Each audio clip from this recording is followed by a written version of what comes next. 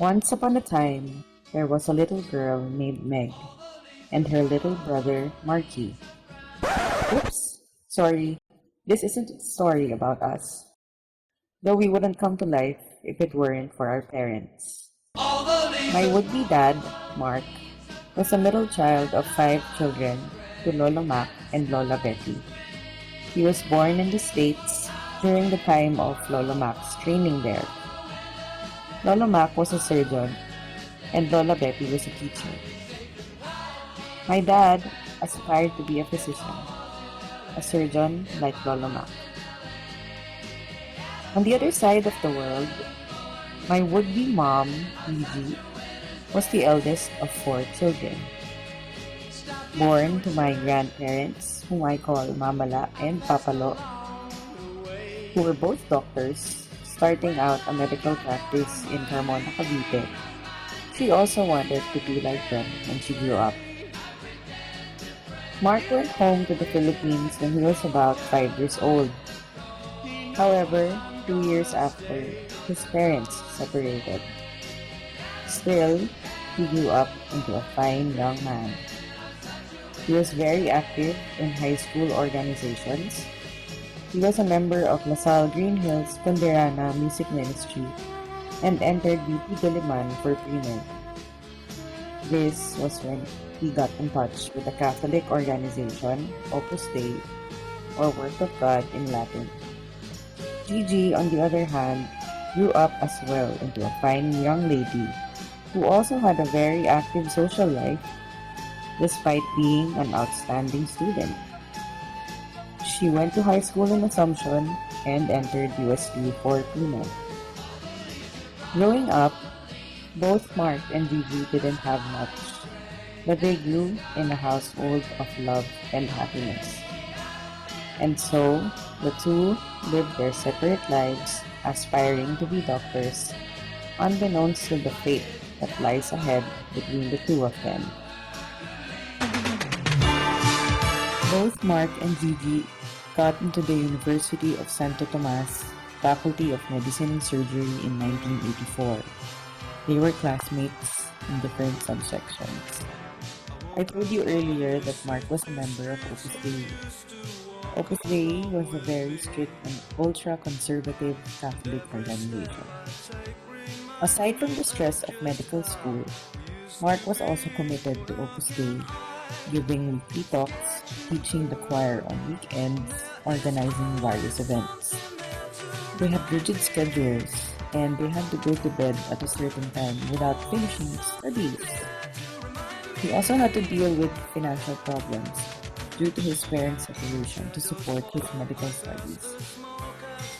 The higher-ups at Opus Dei even recommended that he give up medicine to make more time for their organization.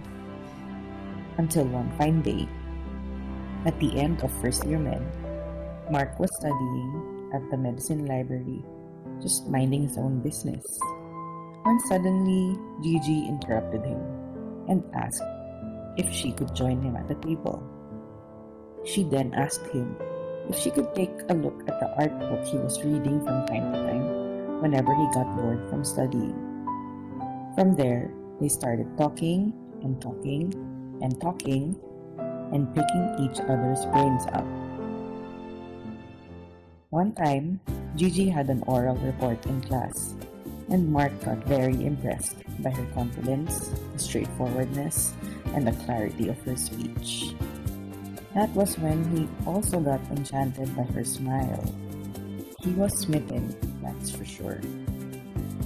So the two became friends. Well, Gigi had a boyfriend back then, but she wasn't serious with him, so eventually she ended things with that fella. On the very last day of first year med, Mark told Gigi that he wasn't sure about enrolling for second year. Gigi told him that she hoped that he would continue medical school. She also mentioned that she was going to have a solo trip to Europe that summer and that she would send him a postcard.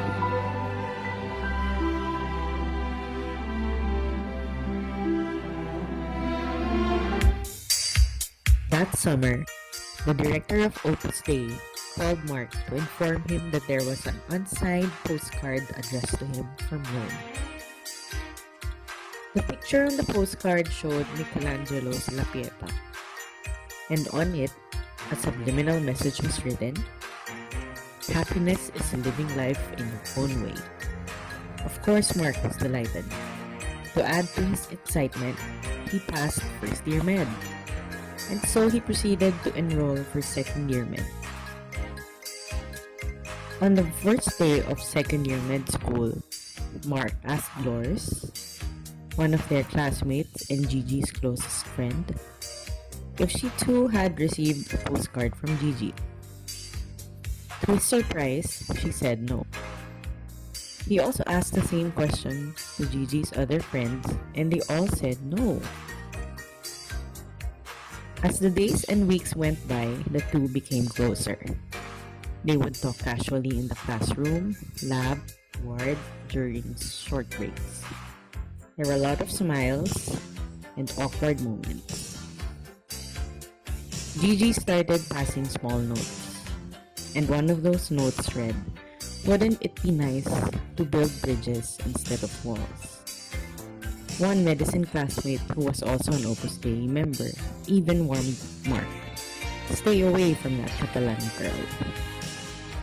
Tension began to build up inside Marc.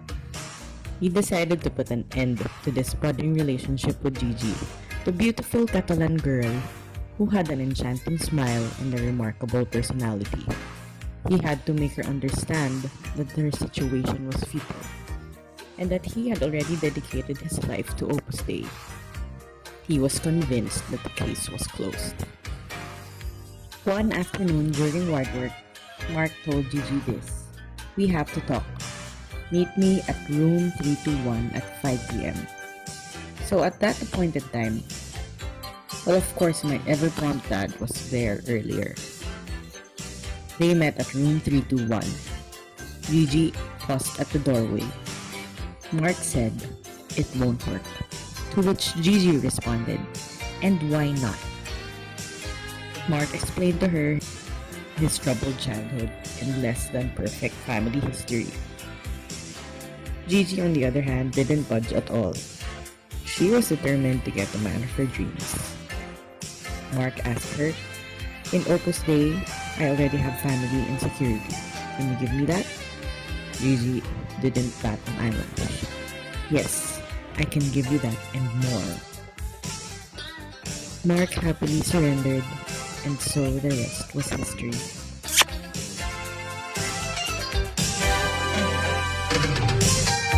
Marc and Gigi got married on January 31, 1988. They went into their respective medical fields, cardiology and surgery, and grew into their own careers.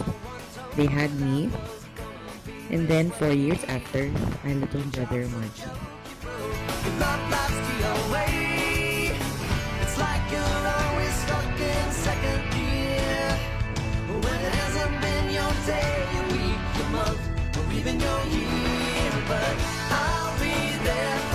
Like all other marriages and relationships, theirs wasn't perfect.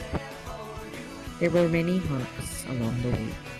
They met and formed lasting friendships with people of diverse backgrounds. Still in bed at 10 and work again at 8. You burned your breakfast so far, things are going great. Your mother warned you there'd be days like these, but she didn't tell you when the world is brought down to your knees. And I'll be there for you when the rain starts to fall. I'll be there for you like I've been there before. I'll be there for you 'cause you're there for me too.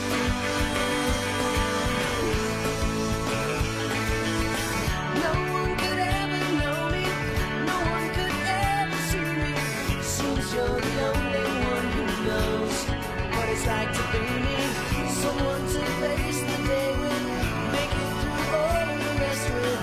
Someone I always laugh with, even at my worst, my best with you. Their BCBP action group was very pivotal in shaping their marriage into the best that it can be. All of these interactions led them to an even close to perfect marriage because they became stronger and wiser by their own selves, and especially together. Up to now, Marky and I will always say how lucky and proud we are to be children of these two individuals. To Mark and Gigi, our parents, happy birthday and we love you. Thank you for giving the world to us.